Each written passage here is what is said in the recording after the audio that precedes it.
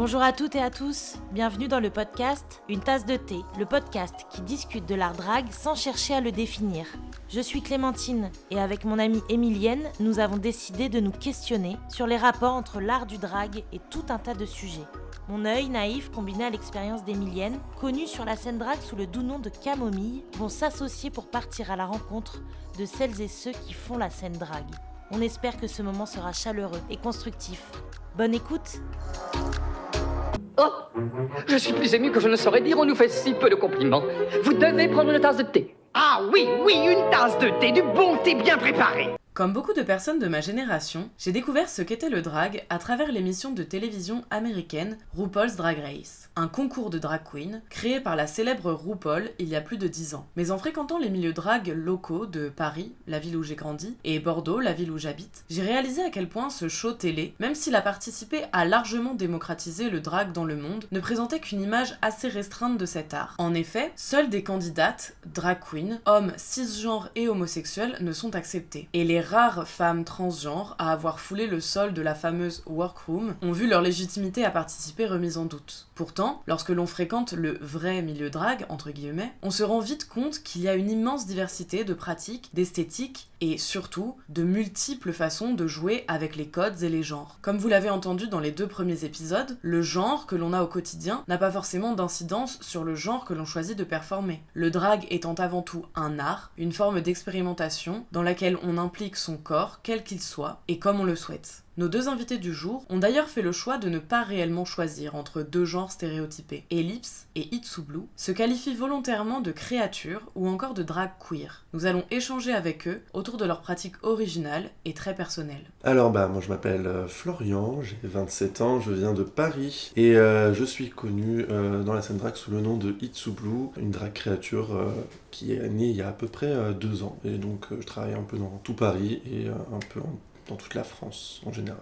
Alors moi je m'appelle Ellie, j'ai 24 ans, j'habite à Bordeaux depuis 6 ans. Mon personnage drag s'appelle Ellipse. Ça fait à peu près 1 an et demi que j'ai commencé le drag. Et voilà, moi j'ai fait des études d'art plastique. Ensuite ça a découlé vers cet univers et cette pratique du drag. Et toi, Ellie, tu définis ton personnage comment ? Parce qu'on a entendu le mot créature d'un côté, et toi c'est plus... J'aime bien utiliser le terme drag queer, que je trouve assez large et qui englobe pas mal de choses. En fait, mon personnage, j'aime bien avoir ce côté très androgyne où en fait je me sers à la fois de la féminité et de la masculinité pour ensuite créer ce nouveau personnage et créer un peu la confusion aussi sur les spectateurs ou les personnes qui peuvent voir mon travail. Des fois ça va être un peu plus vers de la masculinité, des fois plus vers la féminité, des fois ni l'un ni l'autre et plus vers de la créature. Toute cette grande liberté que j'aime avec le terme drag queer aussi. Alors vous avez cité tous les 2 le mot créature. Est-ce que l'un de vous peut nous donner un semblant de définition, si possible, de ce que ça représente pour vous ? En tout cas, on n'est pas en train de créer un dictionnaire des termes du queer, on est juste en train d'essayer de comprendre.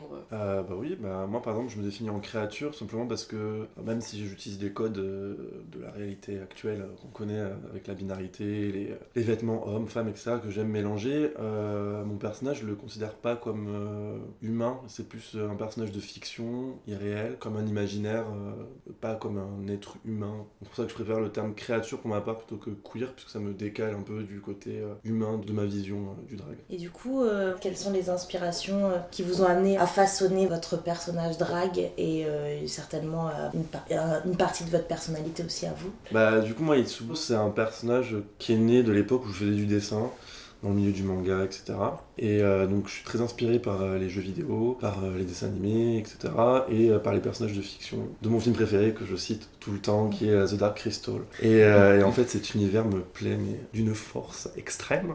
Ils inventent des personnages qui sont à moitié humanoïdes sans l'être vraiment, et Itsublu a découlé de tout ça dans mon côté dessin. Et ensuite quand j'ai créé le personnage sur scène, parce que j'adore le maquillage, en gros mes dessins ont pris vie sur ma face, quoi. Moi j'ai été beaucoup inspiré du coup par les arts plastiques, beaucoup la peinture, les installations. J'avais déjà une pratique beaucoup d'installation. Je faisais quelque chose d'extrêmement différent, mais je retrouve beaucoup des façons de travailler, des façons de fonctionner dans le drag maintenant et dans ma pratique d'art avant. Et du coup, en fait, il y a plein d'artistes plasticiens, performeurs qui m'inspirent dans le drag, qui m'inspirent dans des looks qui peuvent se détacher du côté humain, comme tu disais tout à l'heure. Et après, le cinéma m'inspire beaucoup parce que j'ai envie en fait de raconter des histoires, de devenir aussi différents personnages pendant notamment les performances surtout. Et voilà, donc beaucoup le cinéma et notamment des films avec des créatures comme des extraterrestres, des choses comme ça où pareil voilà on se détache de l'humain. Et après je vais être inspiré par énormément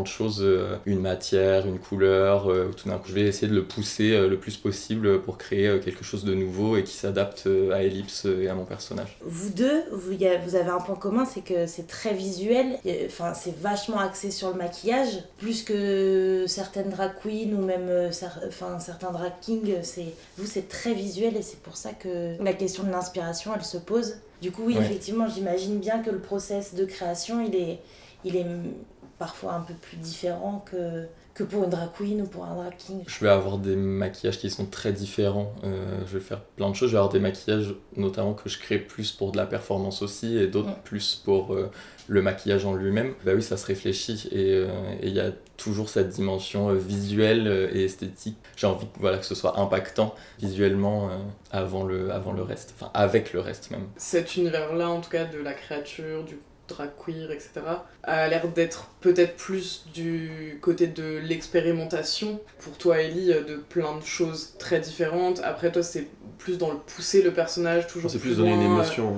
Contrairement à un king ou une queen, irait plus vers des représentations stéréotypées, préétablies par des images qui sont très claires pour la plupart des gens. Et donc vous poussez encore plus loin en fait ces questionnements sur le genre. Comment pour vous elle est amenée dans ce que vous faites, la question du genre, et comment ce que vous faites vient questionner le genre, vient questionner votre genre peut-être, je sais pas. Ben moi en fait mon personnage, j'aime à dire plutôt mais c'est même pas qu'il est non binaire, c'est plutôt qu'il a pas de genre. En gros quand je vais sur scène, je veux que les gens n'attendent pas une réponse de mon personnage ou de ma performance ou de l'histoire que je veux leur raconter en tout cas sur scène. Quand les gens me voient, j'ai envie qu'ils se disent il y a une histoire. Et du coup j'ai pas envie qu'ils réfléchissent sur quel genre je suis, mais quelle émotion je vais leur transmettre. Et du coup le genre pour moi c'est plus un frein. Si je devais réfléchir à c'est l'histoire d'un garçon, c'est l'histoire d'une fille, c'est quelque chose, ça limite énormément le champ des possibles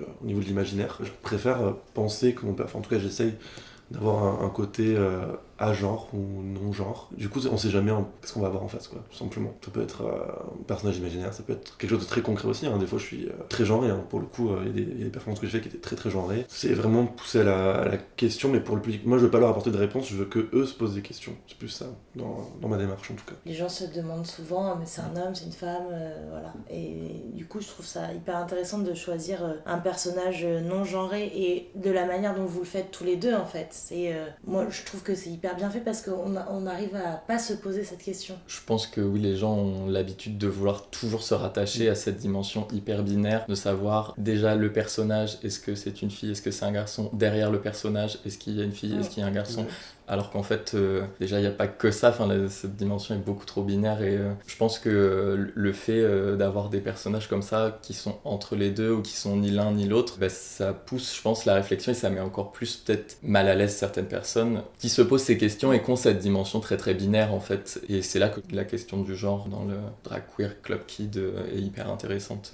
Tu viens de dire le nom Club Kid, est-ce qu'on peut avoir une petite définition de ce terme rapidement s'il vous plaît? On peut se faire un petit point historique. Dans l'idée, le Club Kid, c'est un mouvement plutôt qu'un style déjà. C'est un mouvement qui est né à New York. Alors les années, je ne veux pas dire de bêtises, 80 dans ma tête, c'est 80. Et le Club Kid, c'est vrai que ça pourrait se rapprocher de la créature, entre guillemets, mais il n'y a pas forcément de style ou un personnage atypique, même si maintenant il y a des Club Kids qui ont leur propre style et du coup ils font un peu toujours la même chose. Enfin, la même chose dans le sens que par exemple les queens ont un mug, c'est-à-dire un maquillage signature. À l'époque, les Club Kids n'avaient pas forcément ça. C'est plus aujourd'hui, j'ai envie de ressembler à un cornichon, je le fais. J'ai envie d'avoir un triangle sur le visage, je le fais. Et c'était plus être une œuvre d'art vivante dans un club. En fait, on pourrait être tous club kids en même temps, ne pas l'être. Je pense c'est un peu complexe au niveau de l'idée. Après, on dit que les club kids vont pas sur scène, mais c'est plus trop vrai aujourd'hui. Donc je pense qu'il y a aussi une déconstruction de. Justement, il y a le film Party Monster qui en parle très bien, tout simplement, qui parle de l'histoire de James & James et de ses acolytes. Et justement, il y a un passage très important où on les fait venir sur scène, sauf qu'ils n'ont pas compris. Enfin, eux, ils dansent dans l'idée, ils animent la soirée entre guillemets en étant là, mais ils le font pour eux, ils le font pas pour donner aux autres. Donc il y a ce côté-là, mais après aujourd'hui c'est vrai qu'il y a des clubs qui vont sur scène pour performer, ou en tout cas faire au moins du gogo. Je pense que c'est une approche un peu différente de cet art-là, et c'est plus comme si c'était un artiste plasticien qui avait lui-même pour... c'est un peu le cas du drag aussi en fait, donc c'est ça qui est un peu Après bizarre. peut-être, quand tu disais œuvre d'art, justement j'allais dire que je le relie beaucoup aux arts plastiques. La matière, je trouve qu'elle est dominante chez les club kids, et là on se détache totalement, je trouve, de l'humain, et on se rapproche de l'œuvre d'art, et je trouve qu'il y a une grande liberté aussi du coup de... Oui, c'est ce que j'allais dire, c'est que c'est quand même beaucoup moins codifié que le King ou le Queen, dans le sens où vous avez pas à répondre à une question, justement, à un stéréotype ou quoi, même si bon, le drag queen et le drag king ça va plus loin que ça aussi, mais en tout cas moi, de mon point de vue extérieur, j'ai l'impression qu'il y a quand même une beaucoup plus grande liberté de création et d'expression dans cet univers-là. Tu parlais de code, et du coup je pense peut-être chez les kings et les queens, il y a des codes sociétaux qui sont très dominants, qu'on vient se réapproprier. Et du coup, chez les club kids, il y a peut-être moins ces codes sociétaux qu'on nous impose dès la naissance et dans notre éducation. C'est une sorte de liberté, mais extrême. Dans l'idée, ils se prennent pas la tête. Est-ce que je dois ressembler à une femme? Est-ce que je dois ressembler à un homme? C'est plus, ils ont une création, ils ont une idée, ils ont envie de faire ça pour eux, pour le porter en soirée club kid, et ils le font. Et pour revenir à vous et à votre pratique artistique, quand vous avez commencé à vouloir faire du drag, comment ça s'est passé pour vous dans votre tête, et comment le cheminement s'est fait du choix du personnage et du choix du personnage non genré? Est-ce que c'était plus une question de je vais faire un personnage non genré, ou c'était je vais faire plutôt ça et il s'avère que c'est un personnage non genré? Je pense que c'est venu petit à petit et que ça a été un hasard un peu. Je pense que je suis allé dans une direction qui déjà me plaisait. J'avais envie aussi de transmettre quelque chose de moi-même au spectateur. Au fur et à mesure, je me suis rendu compte que c'était un personnage ambigu, androgyne, où on sait pas trop de quel genre y aller. Et voilà, je pense que c'est vraiment venu petit à petit. Je me suis pas dit je veux faire ça et je veux ressembler à ça. Après, je pense que c'est pas du tout étonnant, parce que même avant, plus petit, j'ai toujours été assez androgyne. Souvent, on m'a demandé t'es une fille ou un garçon à l'école, des choses comme ça. Donc je trouve pas ça étonnant de retrouver ces caractéristiques-là dans mon personnage. Mais c'était pas anticipé. Moi, contrario, quand j'ai commencé, alors j'avais déjà fait un truc qui était complètement à part, mais c'était créer un personnage aussi qui était déjà un petit monstre que je créais à l'époque. Et plusieurs années plus tard, j'ai commencé moi à faire du club kid, mais pas en me disant je veux être club kid, c'est juste qu'en fait je voulais pas être drag queen, et je voulais pas être 100%, je voulais pas faire du drag king, et je voulais absolument faire quelque chose de très masculin, mais avec ma vision du masculin, parce que je vivais très mal ma masculinité, j'arrivais pas à me situer dedans, et même si je me sentais très masculin, on me rejetait, on me mettait à la face que je l'étais pas assez ou quoi. Et du coup dans mon personnage je voulais justement créer ce côté un peu grotesque du masculin, et en même temps j'avais cet attrait pour tout ce qui était un peu fantastique ou quoi. Donc j'arrivais pas à me définir ni drag, queen ou king ou quoi. Et donc dans ma tête, quand on m'a expliqué au tout début, donc il y a 2 ans et demi à peu près, j'étais club kid. En gros si t'étais pas queen, t'étais pas king, t'étais club kid. Donc en gros c'était un peu l'idée. Donc mon personnage au début, c'était impossible de penser mettre une robe. Même si j'en avais envie, je me le refusais parce que je voulais surtout pas que mon personnage soit assimilé à une drag queen ou à quelque chose de féminin. Et avec le temps, en fait, j'ai dit, je fais ce que je veux. Si j'ai envie de performer, je performe. Si j'ai envie de mettre une robe, je mets une robe. J'ai voulu garder la grosse moustache absolument parce que c'est un gros symbole masculin, que je suis complètement contre la masculinité extrêmement toxique. Et donc je trouve ça très drôle d'avoir toujours ma grosse moustache avec mes looks qui sont souvent au niveau des yeux, comme j'adore le maquillage Instagram, très poussé dans la féminisation des yeux, etc. Donc aujourd'hui j'ai ce décalage, mais en fait c'est marrant, ça m'a pris du temps en fait de m'accepter en tant que personnage. Mon personnage, j'ai eu du mal à l'accepter alors que c'est censé être quelque chose qui est censé me libérer de base. Je pense peut-être ça a mis en avant aussi tous tes questionnements, tes propres questionnements à toi. Enfin, c'est ce que j'entends. Oui, parce qu'aujourd'hui moi je m'accepte beaucoup plus, je suis très heureux Donc, Et du coup, tu crois que c'est quoi qui t'a amené à te dire, à un moment, à dire merde, si j'ai envie de mettre une robe, je mets une robe, si j'ai envie de... Les bonnes personnes. Voilà. Franchement, c'est les bonnes personnes. J'étais très bien entouré. En tout cas, à Paris, j'étais extrêmement bien entouré. Moi, j'ai Cookie County qui me suit depuis mes tout débuts et qui me dit, tu dis fuck, si t'as envie de faire un truc, tu le fais, et puis basta. Et c'est vrai que mais même encore maintenant, par exemple, aujourd'hui, mes personnages en ce moment sont très très féminins. Et je me prends la réflexion, et c'est quand même très drôle. Ah, mais en ce moment, t'es quand même très femme, je trouve, par rapport à d'habitude. Parce que les gens, en fait, même dans le milieu drague, on se choque de se dire, mais qu'est-ce qui se passe? T'as fait une transition dans ton personnage drague, il est plus comme il était avant. Donc il y a un truc qui s'est passé, et en fait, je dis, bah non, c'est juste qu'aujourd'hui, je suis comme ça. Enfin, si j'ai envie de mettre une robe, je vais Et demain, ce sera peut-être autre chose. Exactement. Et c'est un peu la liberté d'être créature, drag queer. D'être au-delà du il ou elle, d'être. Moi, je me considère comme ça. Et toi, Ellie, tu fais suivant tes envies aussi? Oui, je pense que c'est toujours évolutif sur ce que tu disais quand il y a des gens qui te disent ah mais t'as changé. Oui, non, et en même temps oui un petit peu, mais parce qu'on grandit en fait. On évolue et puis on... Et tant mieux. Voilà, oui, heureusement, et je pense on a envie de quelque chose à un moment, de raconter une certaine histoire, et puis à un autre moment autre chose. Par quoi ça passe tes choix de costumes, de maquillage, pour montrer la féminité ou pour montrer la masculinité? Ça va passer par des codes qu'on connaît tous assez, par le maquillage, dans la féminité, la forme des yeux, la bouche un peu plus pulpeuse, tous ces codes assez stéréotypés. La masculinité, elle va passer à la fois, elle peut passer dans les cheveux, dans le costume. J'aime beaucoup porter des pantalons, des costumes, des tailleurs, des choses comme ça qui sont, qui étaient des emblèmes masculins. Des fois, en ce moment, j'ai pas encore performé avec ce côté-là de mon personnage, mais parce que j'ai développé ça, notamment pendant le confinement, un personnage plus extraterrestre et plus féminin, avec toujours un teint coloré, mais là avec des perruques, avec des éléments de la féminité. Et j'aimerais bien pousser un peu ça pour voir ce que ça peut donner sur scène. Donc on a vu effectivement que vos personnages jouent finalement avec les codes qui vous plaisent au moment où ça vous plaît. Et pas uniquement que des deux genres. Oui, c'est ça, c'est-à-dire que vous faites du genre une non-question en fait. Mais vous évoluez quand même dans un certain milieu. Un milieu où notamment, comme tu disais, It's Blue, où il y a quand même cette volonté et cette nécessité presque, entre guillemets, de vouloir mettre des étiquettes du qui féminin, qui masculin, qui drag queen, qui drag king, qui...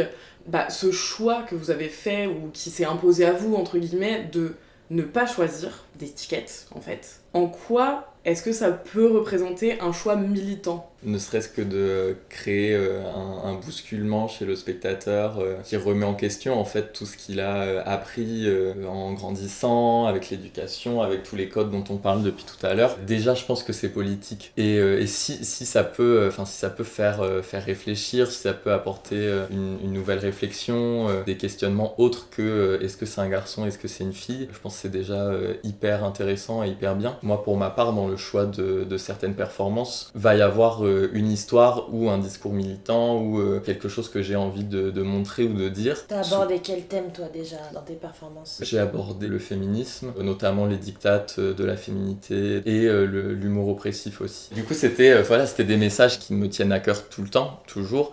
Et à certains moments, on va avoir un espace en fait où on va pouvoir parler. Et du coup, je trouve ça intéressant de pouvoir utiliser cet espace-là pour envoyer certains messages. Après, des fois, j'ai presque envie de le dissocier, pas au personnage, mais peut-être au visuel que je peux créer, même si forcément, j'essaie de créer un tout pour une performance. Le fait que tu parles du féminisme ou de l'humour oppressif sur scène, ça n'a pas forcément de lien avec ton personnage, qu'il soit genré ou non genré. Ça peut en avoir. Par exemple, quand j'avais fait une performance sur tous ces stéréotypes féminins, de la féminité et tout ça, il y avait un basculement dans la performance où je suis en costume, j'enlève la perruque, j'ai les cheveux courts, colorés, donc tout ça fait partie aussi du message, à quel moment on doit avoir les cheveux longs si on est une fille et les cheveux courts quand on est un garçon, tout ça, et du coup le fait d'avoir les deux pendant la performance, d'avoir ce côté androgyne qui arrive, ça remet en question du coup tous ces dictates, je dirais. Moi de mon côté, je pense que les étiquettes, c'est quelque chose qui rassure énormément les gens. Les gens ont besoin d'être rassurés. On est quand même dans un monde où les gens veulent se sentir confortables. Et avec mon personnage, en fait, soit je leur enlève ce confort, ou soit je le perturbe en tout cas. Je viens le titiller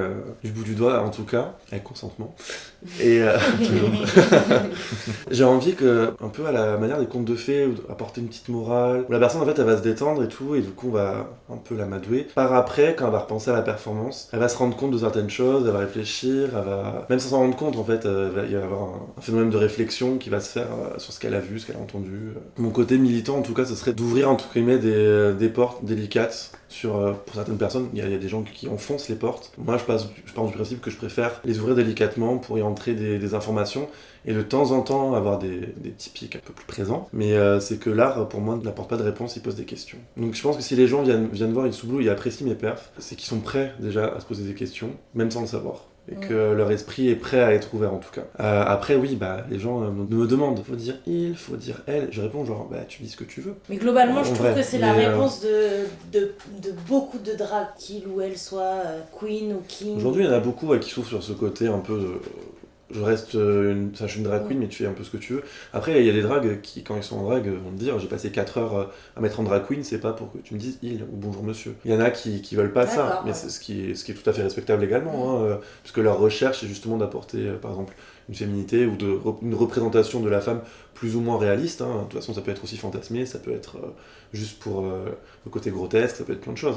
Et pareil pour le king. Mais les gens, je le vois, ils ont besoin d'être rassurés vraiment. Et je trouve que c'est déjà, pour moi, après je suis pas le plus grand des politiques, mais pour moi c'est vraiment venir créer vraiment le raisonnement, la réflexion. Et après bon, c'est vrai que dans mes perfs, les gens viennent aussi pour se détacher de ce qu'ils vivent dans la vie de tous les jours et j'ai pas non plus envie de les brusquer. Mais oui, il faut toujours avoir... il y a toujours cette réflexion qui se fait de toute façon, et c'est vrai que mon personnage en lui-même vient me poser la question, surtout quand je perf, j'utilise souvent des voix féminines. Mais il y a des voix masculines, et j'ai fait une perf très importante pour moi qui parlait des tentatives de suicide chez les jeunes qui sont rejetés, que j'ai subi il y a plusieurs années. C'est une perf très très dure, que j'ai fait qu'une seule fois et que j'espère refaire, mais c'est très dur pour moi de la faire. Cette perf, c'est sur une voix de garçon, qui va dans les aigus très aigus, donc ce qui apporte au côté très féminin, donc déjà rien que la voix que j'ai choisie, déjà on ne sait pas, et mon personnage, je le mixe complet. Genre, pour cette perf, je sais que je veux absolument avoir tous les codes en même temps pour que la personne se pose la question, non pas sur ce qu'elle voit, mais sur ce qu'elle entend et quelle information elle reçoit. Du coup, je pense que c'est en ça où mon personnage va avoir de l'importance dans son côté non genré, c'est qu'ils vont pas se projeter sur une sexualité ou un genre. Vont se projeter uniquement sur une information. Mais après je pense que c'est aussi très politique d'apporter, comme tu disais, juste de l'onirique en fait, offrir une échappatoire morale, mentale au public qui viennent voir les spectacles, les shows, drag, etc. C'est déjà une première action extrêmement politique. Alors moi j'ai une question beaucoup plus spécifique, c'est est-ce que finalement vous apportez pas des réponses à certaines personnes qui se posent des questions sur est-ce que je dois appartenir absolument à un genre, etc. Et je sais pas, est-ce que vous avez des personnes qui viennent vous voir à l'issue de vos shows pour parler de ce genre de choses et qui peut-être trouvent des réponses dans vos personnages justement qui sont hors du genre? Des réponses, je trouve c'est peut-être un peu compliqué à savoir. Une réflexion, oui, c'est sûr. Des réponses, je sais pas. Oui, après, je pense que ça arrive toujours que des gens viennent. On n'est jamais complètement objectif de toute façon. Ils posent des questions, mais après, est-ce qu'il y a des réponses? C'est tout l'intérêt, c'est que justement, est-ce qu'il n'y a pas une réponse? Il y a des réponses. Ma question, c'est surtout quelle est la réception des gens en fait? Mais en fait, ils se répondent à eux tout seuls en fait. Et voilà, c'est ça. Et est-ce qu'ils trouvent pas leur propre réponse ça, c'est grâce possible, oui. peut-être à vous c'est possible, et juste à l'image de votre personnage? Je pense que si. En vrai, moi, je me souviens quand je suis venu à Bordeaux pour la première fois. Et c'était une de mes premières perfs. On m'avait parlé beaucoup parce qu'il y en avait plein qui osaient pas et qui voulaient faire du queen. Et du coup, je trouvais ça intéressant parce que t'étais là et t'étais non-genré aussi. Et je me suis dit, mais il y en a pourtant des Bordelais qui font du non-genre ou qui ont pas peur en fait de faire parce que eux, ils veulent pas forcément faire queen, ils veulent pas forcément faire king. Et je pense que le fait en plus qu'on est parfumés tous les deux, peut-être que ça a aidé aussi. J'ai vu qu'il y a eu une grosse sphère qui s'est créée à Bordeaux où les gens, où ils interprètent le genre complètement différemment. Il y a vraiment ce côté, j'ai l'impression, il y a une question sur le genre qui est vraiment importante et que les artistes, queer ou pas, qui viennent sur la scène, se posent à eux-mêmes et du coup font poser des questions aux autres qui eux-mêmes vont se trouver des réponses, qui vont poser d'autres questions. Je pense que c'est toujours un va-et-vient. C'est ça en fait. Mais c'est même moi, je me questionne toujours.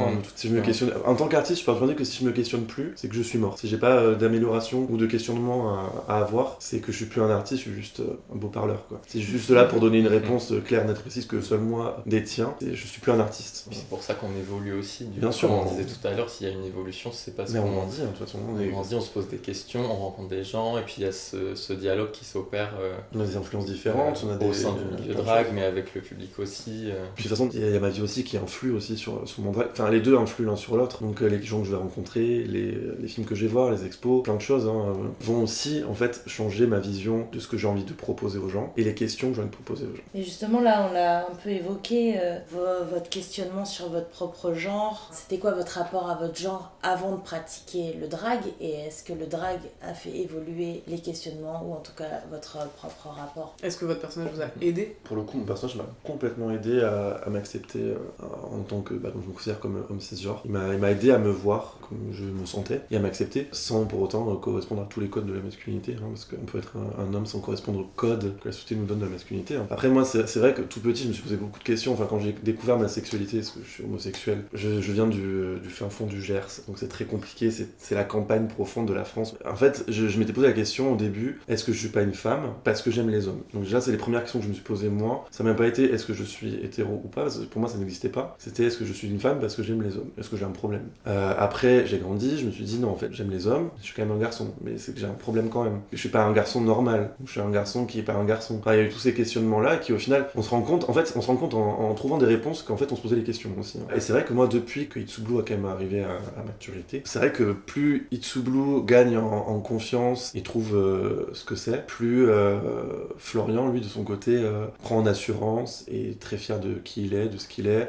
Du coup, oui, je pense que c'est la question du genre, je me la posais pas directement parce qu'à l'époque, je savais même pas ce que c'était. Mais depuis tout petit, j'ai toujours été déjà attiré par ces codes stéréotypés de la féminité. Donc je me maquillais déjà très très petit, je me créais des robes, des costumes. Et il y a un moment où on va à l'école et où c'est toujours bousculé, et même où des réflexions. Après, j'ai de la chance parce que mes parents ont toujours été assez bienveillants et ouvert, même par rapport à ma sexualité. Je suis aussi homosexuel. J'en ai pas souffert par ma famille ou mes parents. Mais après, il y a toujours eu des petites réflexions où on sent que ça gêne. Comme, par exemple, je me souviens d'une fois, petit, j'avais dû mettre du rouge à lèvres rouge, un truc comme ça, à la maison. Et je sais plus si c'était mon père ou ma mère, je crois, qui m'avait dit, tu sais, même les petites filles, elles mettent pas de rouge à lèvres comme ça. Et ça reste en fait.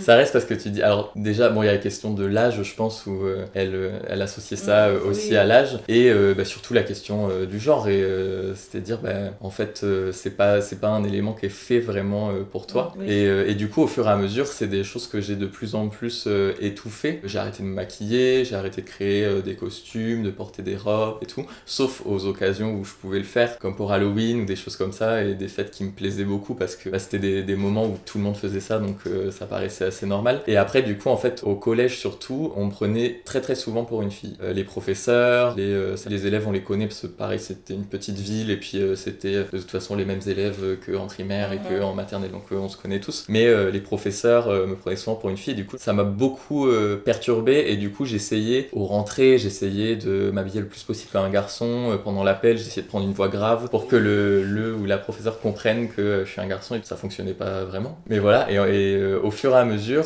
je pense que j'ai été un peu moins androgyne, j'avais les cheveux un peu longs, donc je me suis coupé les cheveux, et du coup, ça se passait plus. Mais j'avais toujours ce truc-là, pendant les rentrées, quand je rencontrais des gens, de me dire, faut pas qu'ils me prennent pour une fille, parce qu'on s'est moqué de moi à cause de ça. J'ai toujours un peu ce truc-là, même des fois quand je rencontre des personnes encore maintenant, même si du coup, maintenant je suis beaucoup plus à l'aise avec ça, et je suis content d'être androgyne. C'est quelque chose qui fait partie de moi, et je suis très à l'aise avec le fait de porter du maquillage maintenant, enfin très à l'aise. Je le fais en étant à l'aise avec moi-même. Après, dans la rue, je suis pas forcément très à l'aise suivant où je suis. Et du coup, je pense que le personnage aussi d'Ellipse et la pratique du drag m'a aidé à accepter ça, et en fait à me dire que oui, je suis un garçon cis, mais qu'est-ce que c'est que d'être finalement un garçon? Ça veut pas dire qu'il faut respecter une ligne et un chemin tout tracé, et je pense que c'était ça aussi quand j'étais petit, le fait d'être attiré par des choses qui sont dites de la féminité et qui sont réservées aux femmes. Je pense que c'était ça, mais que je mettais pas de mots dessus, et du coup c'est pour ça que je l'ai étouffé ensuite, avec les moqueries aussi, et là maintenant ça me permet d'assumer tout ça et d'être beaucoup plus à l'aise avec moi-même. Très bien, merci beaucoup. Merci beaucoup pour votre participation. Merci à vous de l'invitation. Merci à vous.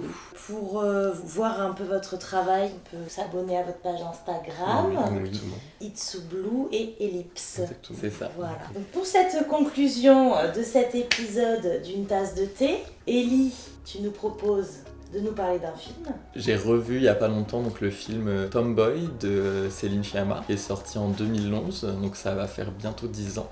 C'est une petite fille qui vient d'emménager avec ses parents et sa sœur dans un immeuble où il y a d'autres familles et d'autres enfants, et c'est l'été. Elle va rencontrer ses autres enfants, ils vont la prendre pour un garçon. Elle va pas démentir, elle va leur dire qu'elle s'appelle Michael, et pendant tout l'été ils vont avoir cette relation où eux pensent que c'est un garçon. Et elle va mentir un peu à ses parents, et en fait j'ai pensé à ce film là parce que déjà ça fait un peu écho à ce que je disais tout à l'heure par rapport à quand on me prenait pour une fille et tout ça, et aussi sur toutes ces questions de genre et de codes et de stéréotypes. Tout ça c'est abordé dans le film, je trouve, mais de façon très très fine, de se dire en fait effectivement nous on sait que c'est pas un petit garçon, je veux dire elle joue au foot, elle a plein de copains garçons, et il y a tous ces codes là qui sont normalement reliés au masculin, que tout d'un coup elle va pouvoir pratiquer sans problème grâce au fait d'avoir dit je m'appelle Michael et je suis un petit garçon. Je trouvais que ça faisait bien écho avec toutes les discussions qu'on a pu avoir. Donc Tomboy de Céline Sciamma, à voir et à revoir. Et toi Itsubu, tu avais un conseil manga? Comme j'ai dit plus tôt, je suis un grand fan de manga et de japanimation. C'est un milieu où j'ai pu découvrir ce questionnement du genre. Et c'est là-dedans où j'ai trouvé, pas des réponses, mais en tout cas des portes pour me pousser à réfléchir. Et du coup je pense à plein de mangas, notamment il y en a un qui s'appelle Princess, où ce sont des jeunes hommes dans un lycée d'hommes où il manque de femmes. Il y a les plus beaux garçons qui sont choisis pour être des femmes. Parce qu'au Japon, la masculinité est assez différente d'ici, c'est-à-dire qu'un homme très androgyne est souvent très beau. Et du coup, ces jeunes hommes sont choisis pour s'habiller en princesse. Ils ont plein de droits supplémentaires, les autres n'ont pas, etc. Et il y a un jeune homme justement qui arrive, c'est le garçon, quoi. Il veut surtout pas qu'on l'assimile à une fille. Ça m'a fait penser à mon personnage à ses tout débuts. Et en fait, il va pas avoir le choix, comme il est beau, en fait, on va le forcer à devenir une princesse. Il va en fait du coup prendre goût et comprendre certaines choses, accepter une part de féminité. Il y a beaucoup ça dans la japanimation. Il y a Paradise Kiss où il y a un personnage, un garçon, qui s'appelle Isabella parce qu'il a envie de s'appeler Isabella, qui a de belles perruques et de belles robes parce qu'il a envie de mettre des belles robes. On n'aborde pas le sujet de la transidentité ou simplement du cross-dressing, c'est juste que pourquoi un garçon pourrait pas mettre de robe. Et il y a plein de petites touches comme ça qui sont faciles à retrouver, et je vous conseille d'aller fouiller un petit peu tous ces rayonnages. Tu peux nous redire les deux titres? Alors je vous conseille Paradise Kiss qui parle de mode entre autres, et Princess.